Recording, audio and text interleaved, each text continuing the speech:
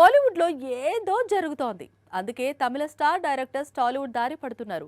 ఈ ట్రెండ్ ఓ విధంగా ఇటు టాలీవుడ్ను అటు కోలీవుడ్ను కన్ఫ్యూజ్ చేస్తోంది. తమిళంలో స్టార్ హీరోలను వదిలి తమిళ దర్శకులు టాలీవుడ్ వైపు ఎందుకు చూస్తున్నారు? Simple reason.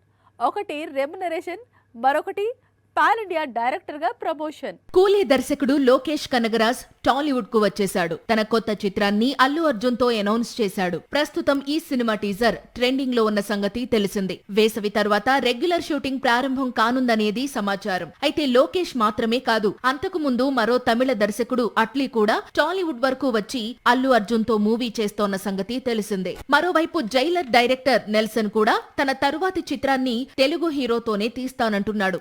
జైలర్ థియేటర్స్ లోకి రావడం ఆలస్యం.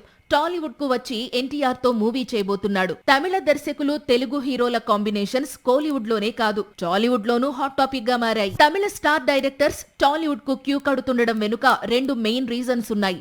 ఒకటి రెమ్యునరేషన్. అల్లు అర్జున్ మూవీ కోసం అట్లీ అందుకుంటున్న పారితోషికం 100 కోట్లు అని సమాచారం.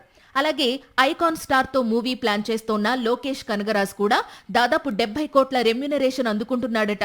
ఇక ఎన్టీఆర్ మూవీ కోసం నెల్సన్ దాదాపు 50 కోట్లు డిమాండ్ చేస్తున్నారట. కోలీవుడ్ లో వీరి డిమాండ్ కు తగ్గ రెమ్యునరేషన్స్ లేకపోవడం వల్లే తమిళ దర్శకులు టాలీవుడ్ దారి పడుతున్నారు.